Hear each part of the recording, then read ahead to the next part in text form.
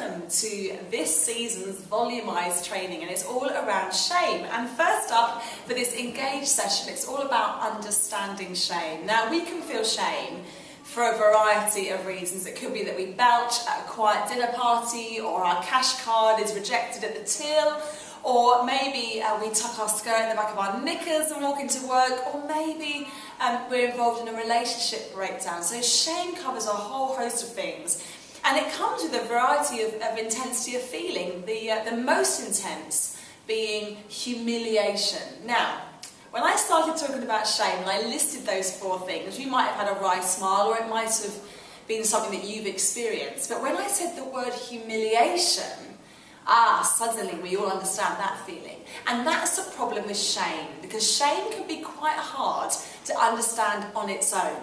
Because actually the first thing we need to know when we're understanding shame is that shame isn't really an emotion.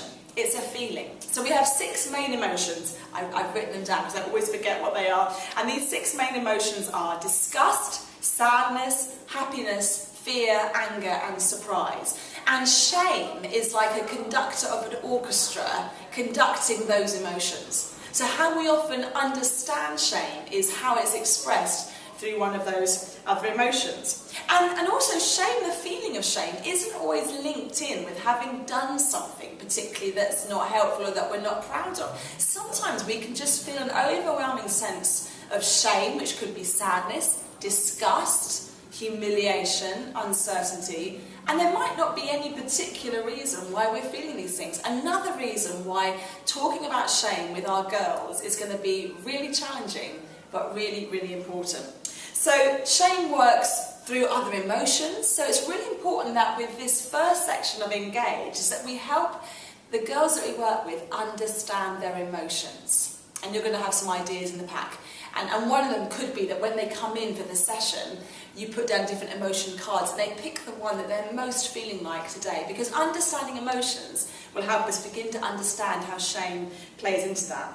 And shame is fueled by our fear of not belonging. It's our fear of rejection.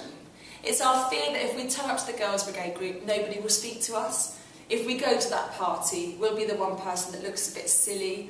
If we say that thing in class, everybody will laugh. And so shame, one of the things that shame does, is it encourages us to hide away, to run away, to lock ourselves away. So it's really important that we understand shame.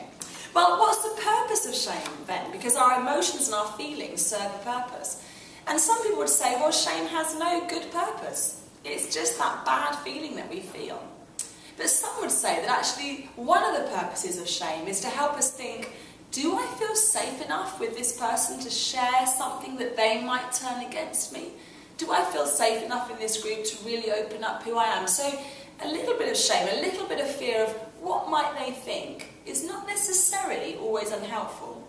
But the problem is, as you're going to see a bit later with Claire's stuff, what happens in culture is that shame is used against girls to convince them that every time they say something, or every time they try something, or every time they get a new haircut, or every time they put their hands up, they're going to be rejected because they're just not good enough. So shame isn't a classical emotion, it is a feeling. It fuels our fear that we won't be accepted. And one of the things that shame does, it's a bully, is shame makes us want to hide away. Now listen to what Claire says about how shame plays out in youth culture.